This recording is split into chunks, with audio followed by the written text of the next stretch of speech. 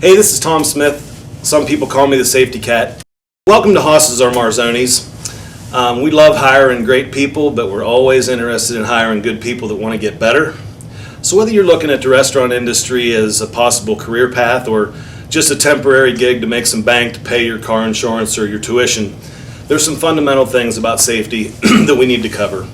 So obviously most people would rather hit their thumb with a hammer than watch a safety video, but pay attention for the next 15 minutes or so. It'll make you a more valuable employee and us a better employer. Also, there's probably going to be a quiz at the end. So pay attention and let's get rolling. Keeping our guests and crew members from falling on our properties is one of our key responsibilities. Now that you're a crew member, that obviously includes you. The next chance you get, look around at the floors and what's on them. If safety is of a high priority in your location, there should be very little on the floor other than legs and feet, from equipment, shelving, and of course people. Good housekeeping is imperative to keeping slips, trips, and falls to a minimum, and this includes picking up anything that is on the floor that doesn't belong there. Some common ones in the back of the house are lettuce, ice, lemon wedges, grapes, and utensils like knives, forks, and spoons. It's also important to clean up spills properly and in good time, making sure that you use a wet floor sign as part of the procedure. These caution signs should also be used to straddle any open drains during cleaning. Regardless of the efforts made, there are going to be times that there are slippery conditions in the back of the house. And that's why all restaurant companies require their crew members to wear slip-resistant shoes. At Hosses and Marzonis, we acknowledge that all slip-resistant shoes are not equal in performance, so we have developed and approved a list of safety shoes. The ones that you must have on to work here are listed on this poster that is hung in each location and should also have been made obvious to you during the application and hiring process. Generally, if you show up for work without proper footwear, you will not be permitted to work. Under very limited circumstances, your manager can provide you with slip-resistant overshoes on a very temporary basis so that you can complete your shift. Part of good housekeeping is keeping walkways, entrances, and exits clear of anything that could impede travel. A significant amount of restaurant work involves processing big pieces of edible stuff into small pieces of edible stuff, and this usually requires the use of sharp metal blades from a single blade to an entire grid of blades. To reduce the loss of fingertips and blood, you will be required to use cut-proof gloves while processing food and while opening cans. Generally, the glove belongs on your non-dominant hand, as this is the one closest to the blade or blades. Gloves of various sizes should be provided to you by your manager, and the better that they fit, the easier your task will be. To use these gloves properly, a one-use glove should be put on underneath and over top of the cut-proof glove. And as with any protective equipment, it should be hung up in its proper place when you're finished. A common task in the kitchen is opening bags of product. You should never use a knife to open plastic bags. Always either use scissors or bag cutters. Part of food processing may call for you to use motor-driven equipment. Your supervisor or manager will train you in its proper use, and please do not use any equipment that you haven't been trained to operate, or that seems to be operating improperly, or doesn't have the proper safety guards. Hot soup. Great care should be taken when preparing or transporting soup. Pots of soup have considerable weight, so make sure you ask for help when moving or lifting these pots is beyond your capability. Also, while transporting hot soup through the back of the house, or while entering the front of the house where the guests are, make sure you announce yourself by saying hot soup. Hot soup. Chemicals. I can't begin to properly list each type of chemical in our buildings or how they are used, but I can make this blanket statement that none of them belong in your eyes and very few of them are considered safe to be on your skin. There are a few that are particularly dangerous.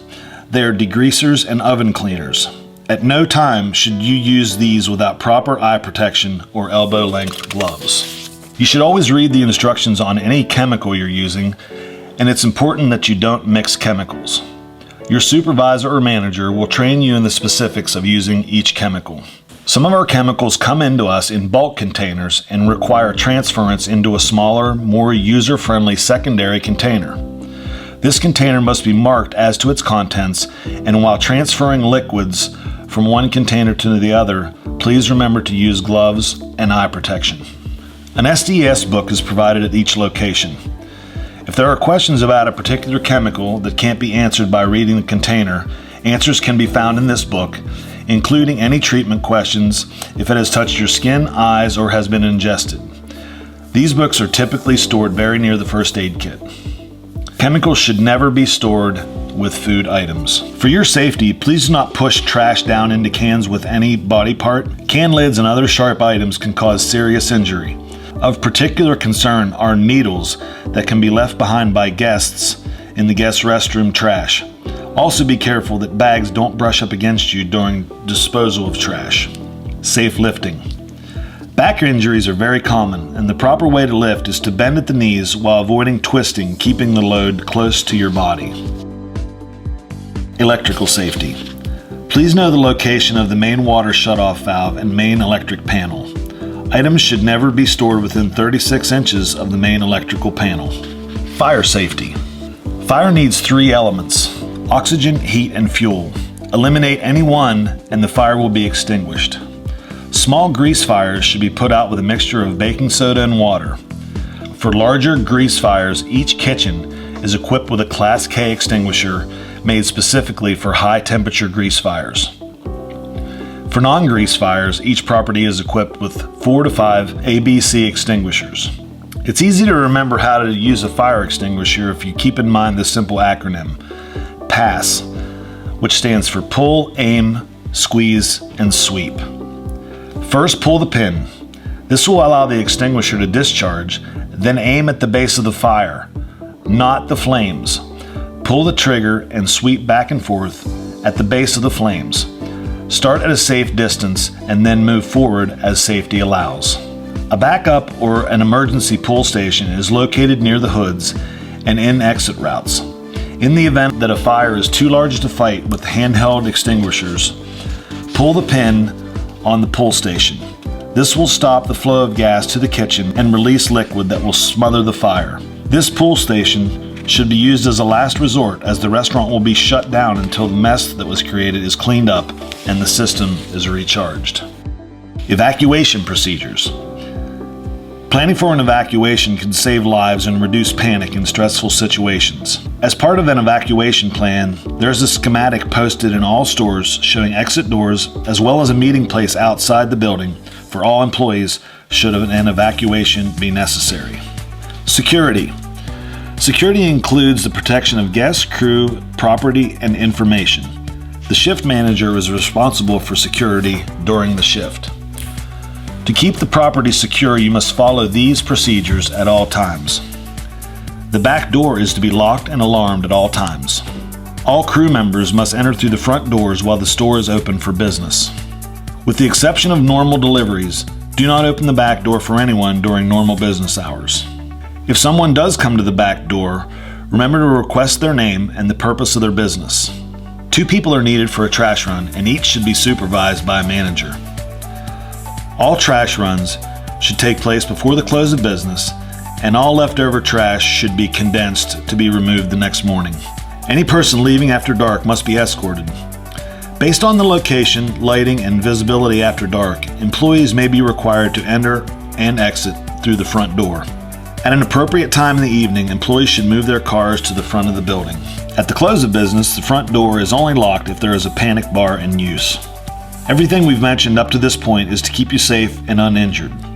But please, if you get injured, it's mandatory that you let a manager know immediately, no matter how insignificant you think the issue is. Hey everyone, it's Tom again, and I believe at the beginning, the onset of this video, I said there was going to be a quiz. Well, I lied. So there is no quiz, but there are a few things I want you to keep in mind. While the restaurant business isn't really what you'd call a dangerous industry like farming or logging or pulling crab up off the bottom of the Bering Sea, there are legitimate opportunities to get seriously injured. So this video is a small attempt to get you thinking about safety on our properties. It's been said that 90 to almost 100% of accidents are avoidable and are the result of people just not thinking, or if they are thinking, they're making dumb decisions. So, having said that, thanks for your attention and be safe.